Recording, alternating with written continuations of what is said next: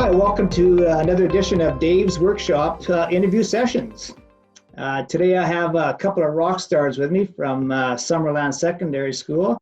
I have Charles Lay, who's a careers teacher, and Nick Kast, who's a technology ed teacher. Welcome, gentlemen. Good to see you. Thank you. Right on. See you again, Dave. So as one of our Skills Ready initiatives, we organize showcase events, which consists of bringing employers into the shop classes, giving the students a chance to show off their projects, skills that they've developed, a chance for employers to see what learning is going on in the schools and how the shops are equipped or not. But most importantly, to connect students with employers to create potential work experience and or job opportunities in the trades. So that being said, we had a showcase event at Summerland Secondary in the past year. Can you describe the outcomes of that showcase event for us? Well, I guess one of the main outcomes that I felt with the students and talking with the students afterwards was just the fact that they met businesses from the community and that they were able to actually talk with owners of businesses and the different types of businesses, and just that awareness for them that there were people in the community that were willing to come in and meet with kids and see what they're up to and have an interest in them into going into the trades, or to look for summer work, or just to engage them in that way that, what you're doing here is actually giving you a leg up into finding a job going forward afterwards. Yeah, I agree. Just making that connections with the employers, the introduction, getting a business card with a phone number, breaking the ice, that was huge for a lot of those kids. That was incredibly beneficial and valuable. Yeah, that was a fun show. There was a lot of network going on. It took a while or a bit to, get the employers engaged, and then the students. Once that happened, yeah, it was an incredible. Me standing back and watching all that was it was pretty cool. We're pretty happy with that, and just some of the responses we got from earlier on too were pretty positive and encouraging to for us to continue doing the showcases. So the Southern Interior Construction Association, SICA, established a charitable fund with the Construction Foundation to support local Southern Interior initiatives. So this is an opportunity for SICA members to donate to the local charity that promotes encouraging youth to enter construction industry. As the lack of skilled labor increases and more skilled tradespeople are retiring, we need every tool available to ensure construction workforce for tomorrow, which brings me to the next question. You have recently received a donation from the SICA Fund to help support your automotive, metal, and woodworking shops. How is that donation being used? Well, in the wood shop, we're going to use it to replace some older equipment that's on its last legs, and that'll be a great asset. Yeah, primarily, we sat down together, myself, Nick, and Troy Stubbard, the metal and automotive teacher, and we talked about the grant, which was great to get. And probably the thing that came through the most was being able to, as Nick was saying, update some of the equipment and tools, so that once again, students are working with, some equipment that is closer to what, pardon me, they're going to see out in industry. The other side of that is having industry donating that way. Since we started teaching in the school 19 years ago, our budgets, I would easily say, without even thinking about it, have been cut in half. And so, not that we want to see industry having to come in and pick up the tab, because I think that's another issue that ministry needs to look at in terms of supporting trades in schools, in high schools. Absolutely. And elementary and middle schools. But just the connection that when we get a piece of equipment in and we're able to say to the students, do you remember we had that showcase? You remember you were talking to those people? Well, this tool is a result of businesses investing in you and investing in our school, and that has an impact. So that's kind of a really neat way to do it.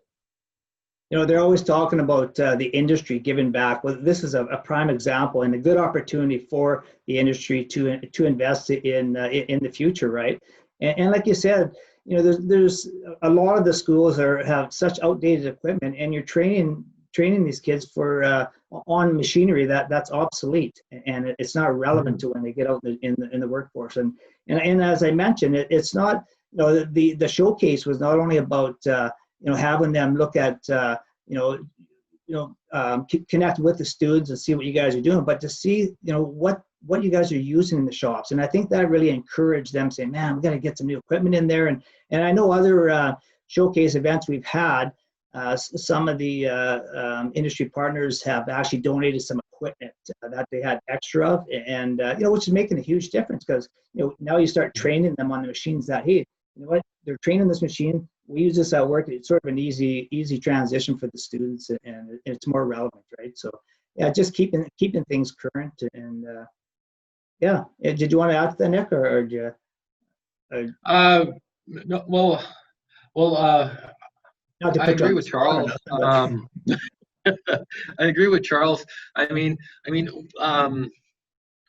think the province needs to put its money where its mouth is, right? There's always talk about investing in the trades, supporting trades. In reality, it's got to start at the elementary, middle school, and high school levels, right? You can't have kids working with what I'd call antique roadshow equipment and expect them to get inspired by that equipment and go into the trades, right? Because these kids are growing up in a digital age.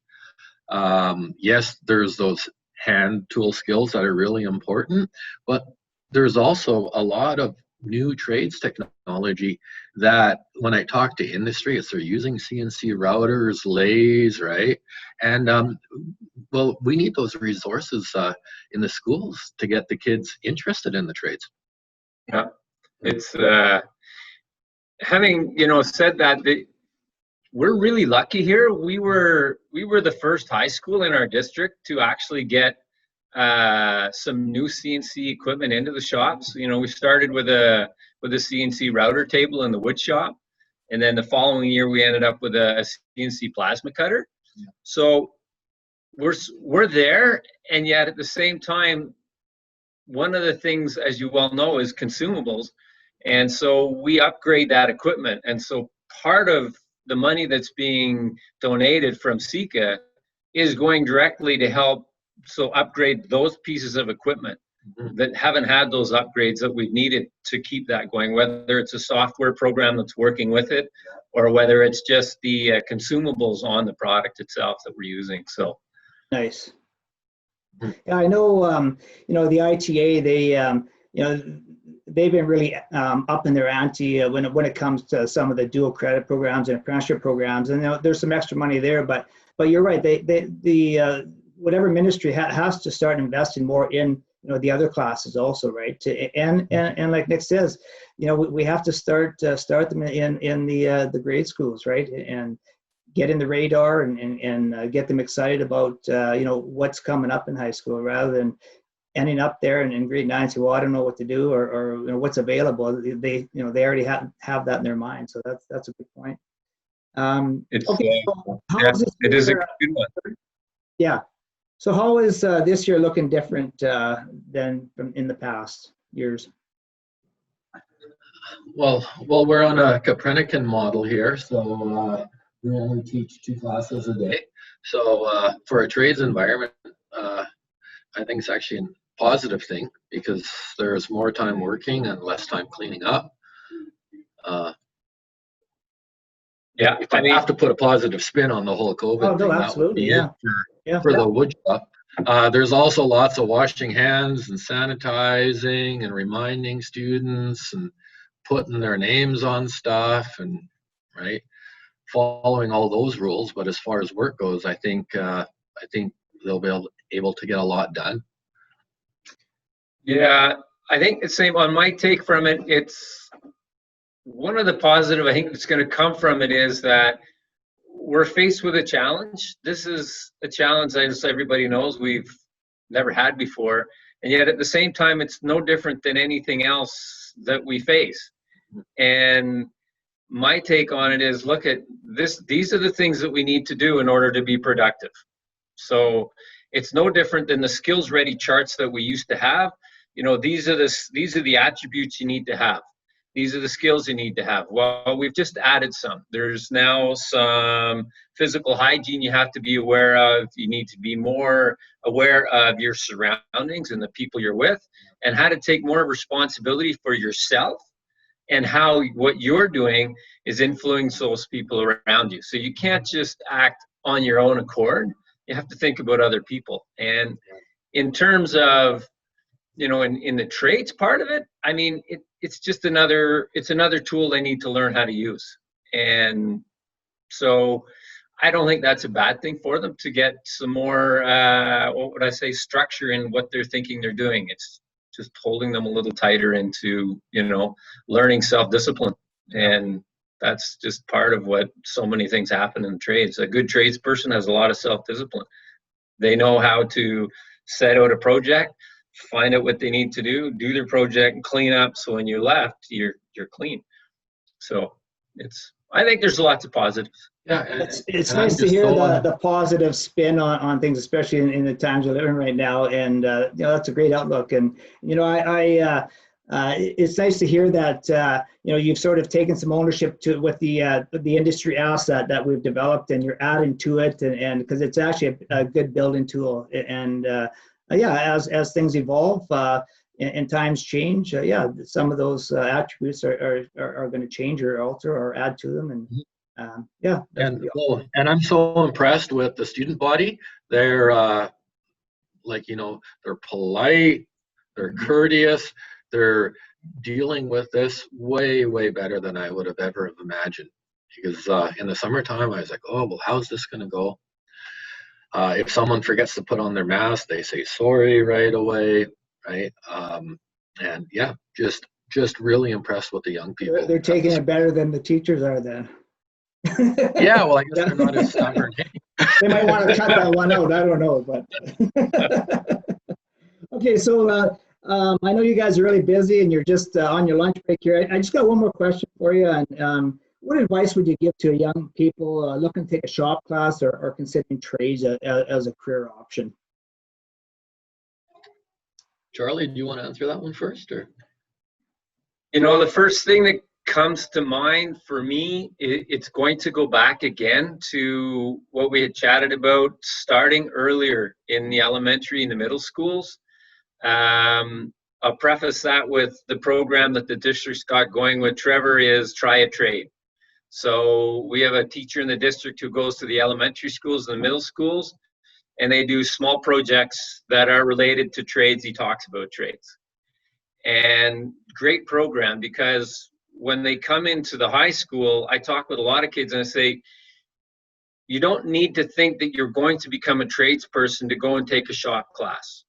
And what's most important is just go explore things that are going to give you some really good base skills in a different area of intelligence or learning. And so to get a break in the idea that, well, shop class is just for a type of person. It's about getting everybody interested in learning how much fun it is and how much reward there is in learning skills and making a great product. And I think that there's a lot of kids that would get a great deal of benefit out of just that process of learning and building and having, you know, that, as we all do as tradespeople, that great feeling of accomplishment when we've done a great job and have a product finished. So, you know, that's great advice. You know, a lot of times in their mindset, they're thinking, oh, I don't know if I want to do that the rest of my life. Like, just throw that out of your vocabulary. Just try something different to, you know, whatever, to, like you said, that self-gratification of just building a little project, and, you know, it's just going to enhance your skills and lead to something else. And just the main thing is just to try different things and you know, get the most out of your high school years and whatever, other than just academics. Just try something with your hands and really help you decide what you want to do, and, you know, when you get through high school, I guess. It's, again, it's just coming through all the executive functions that kids learn through all of the different curriculums they're into. Intelligence can be used across the board, and somebody who is going to be a physicist can just as well apply those same skills in the shop and the learning. And it's amazing. We had a physics teacher here a number of years ago, Court, and he wanted to build all of the apparatus he was using for physics experiments. And I said, yes, let's start this next year. Unfortunately, the next year he moved on somewhere else. But the idea of getting cross curriculum going with as many different areas as possible, once again, coming back to, it's not a type of student that's going to go into the shop. Let's promote, the fact that we're all moving ahead in our society and we're all adding things, and yet we're not doing it in little pods by ourselves. Everything's connected. So let's connect the dots from shop to other courses and show kids that, this is as important to know these concepts of physics or electronics when you walk into an automotive shop, or physics in building something in the wood shop. So I always look for those connections and try to promote that, but it's interesting. So the hands-on applied learning is relevant to all subject areas, and I really think it helps helps the students understand a concept when you have a practical application to go with the theory, and that's what the trades are all about. But you can do that in every subject area, because every subject area is related to the trades, like you said, in some ways, in forms. So, cool. Yeah. Do you want to add any more to that, or I'm going to kind of wrap things up here? Anyways, guys, it's always a pleasure meeting with you guys, and you know what? Let's work on another showcase this year. I think we're going to do another round of them. And anyways, like I said, it's a pleasure. And yeah, thanks for sharing your knowledge and your advice to our youth, and keep up the good work. Thank you. Thank you very much, Dave. You as well.